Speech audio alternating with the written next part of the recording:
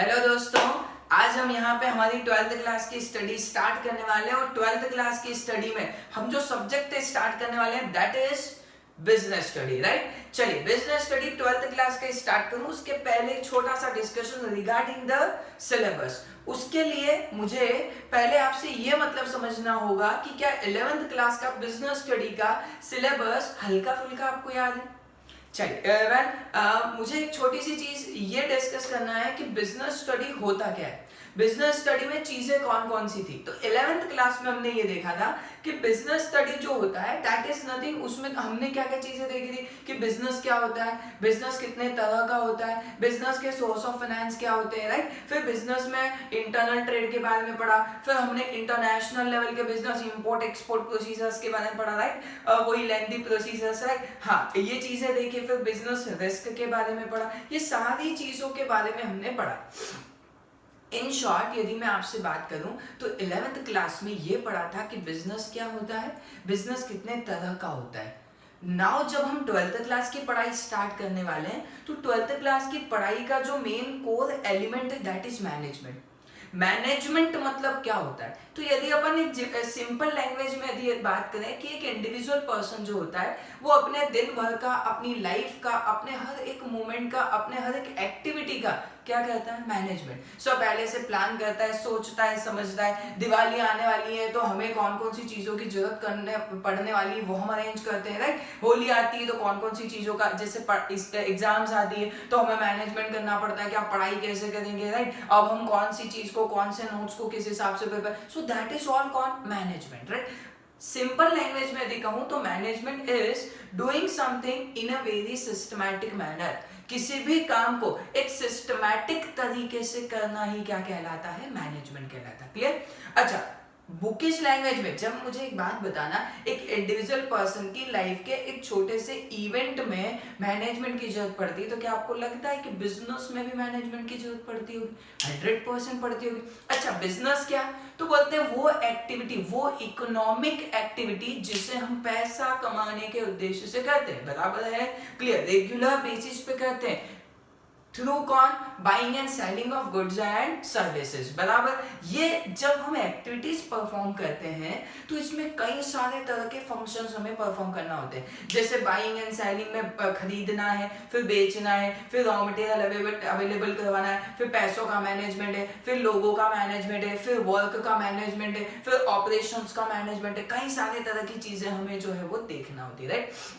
मतलब बिजनेस में कई सारे तरह की एक्टिविटीज को हम लोग देखते हैं। क्लियर है। चलिए अब आते हैं डेफिनेशन पे। तो मैनेजमेंट इज नथिंग, ओनली एक ऐसा फंक्शन होता है जो क्या क्रिएट करेगा, मतलब मैनेजमेंट एक फंक्शन होता है, प्रोसेस होता है, राइट। मतलब मैनेजमेंट इज अ कौन हमारे लिए, process. Clear. For designing and maintaining, क्या बोला, designing and maintaining an environment और the business environment in which individual persons working togetherly, clear, towards the accomplishment of objective of organization effectively and efficiently। चलिए सबसे पहली चीज मैंने यहाँ पे यूज करी दैट इज प्रोसेस।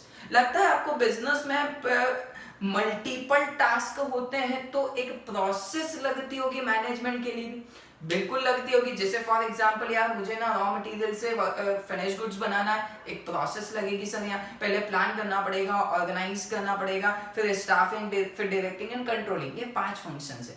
प्रोसेस का मतलब होता है यहाँ पर the combination of inter related and interdependent activities. मतलब प्रोसेस में हम क्या बोल रहे हैं कि कोई एक चीज नहीं है, एक चीज नहीं है, एक प्रोसेस है बॉस। मतलब एक जैसे काम है या एक दूसरे पे डिपेंड जो भी काम है ना, दैट इज क्या हमारे लिए, प्रोसेस। कि यार एक series of interdependent inter related transaction जो होता है दैट इज कॉल्ड एज हमारे लिए कौन, प्रोसेस। ठीक है। दूसरी चीज यहाँ पे यूज है इंडिविजुअल वर्किंग टुगेदरली। मतलब इंडिविजुअल राम, श्याम, मुकेश, मोहन, सोहन, बहुत सारे लोग होंगे हमारे ऑर्गेनाइजेशन में काम करने वाले। क्या लगता है तुम्हें ये सारे लोग अपने अपने इंडिविजुअल ऑब्जेक्टिव के लिए काम करेंगे? बिल्कुल नहीं करेंगे। ये किसके ऑब्जेक्टिव के लिए काम करेंगे, ऑर्गेनाइजेशन के ऑब्जेक्टिव के लिए काम करेंगे। मतलब क्या हुआ सर यहाँ पे कि सबका मालिक एक जैसे होता है ना, वैसे सबका ऑब्जेक्टिव एक। मतलब भले ही लोग कितने भी हैं, हजारों लाखों हैं, कोई भी है, कैसे भी है, लेकिन सबका ऑब्जेक्टिव होता है ऑर्गेनाइजेशन को सक्सेसफुल बनाना, जो ऑर्गेनाइजेशन का ऑब्जेक्टिव होगा वही हमारा भी ऑब्जेक्टिव रहेगा। क्लियर? तीसरी चीज मैंने बताई यहाँ पे इफेक्टिवली एंड एफिशिएंटली। इफेक्टिवनेस का मतलब होता है डूइंग द राइट थिंग्स। क्या बोला मैंने? डूइंग द राइट थिंग्स, मतलब जो भी आप काम कर रहे हो ना, मेक श्योर दैट कि वो क्या है, सही है। क्लियर? और उस सही चीज को आपको कम से कम समय में करना है या within the standard period of time करना है। आपको बोला यार पापा ने कि कल तक बेटा ये काम हो जाना चाहिए, और आपने मान लो कल तक वो काम कर दिया, सो दैट इज क्या बोला यार बच्चे ने इफेक्टिवली काम कर लिया, जैसा बोला वैसा काम उसने कर लिया। लेकिन एफिशिएंसी का मतलब होता है डूइंग थिंग्स करेक्टली, मतलब जो भी काम कर रहे हो ना उसको सही तरीके से करो। सही तरीके से करने का फायदा क्या होगा? एक तो आपका समय कम लगता है, आपकी कॉस्ट भी कम लगती है, प्लस आपके जो भी रिसोर्सेस होते हैं उनका आप ऑप्टिमम तरीके से क्या कर सकते हो, यूटिलाइजेशन कर सकते हो। सो इफेक्टिवनेस मतलब doing the right things, efficiency मतलब डूइंग थिंग्स राइटली, राइट? इसमें हम लोग फोकस करते हैं कि जो भी काम दिया गया है कम से कम समय या within the specific period of time कर ले। इसमें हमारा टारगेट होता है that is with the minimization of cost, कम से कम कॉस्ट में होना चाहिए। अच्छा, एक ऑर्गेनाइजेशन के मैनेजमेंट में दोनों का बैलेंस बनना जरूरी है या नहीं? बिल्कुल जरूरी। मतलब सर जब आप मैनेजमेंट करते हो ना तो इफेक्टिवनेस भी चाहिए और एफिशिएंसी भी चाहिए। बात समझ में आती है? क्लियर? मतलब इफेक्टिवनेस एंड एफिशिएंसी के साथ में ऑर्गेनाइजेशन के ऑब्जेक्टिव को अचीव करने की जो प्रोसेस होती है दैट इज कॉल्ड एज कौन, मैनेजमेंट। बात समझ में आती है? मतलब management is nothing only doing things in a very systematic manner to achieve the organizational objective effectively and efficiently.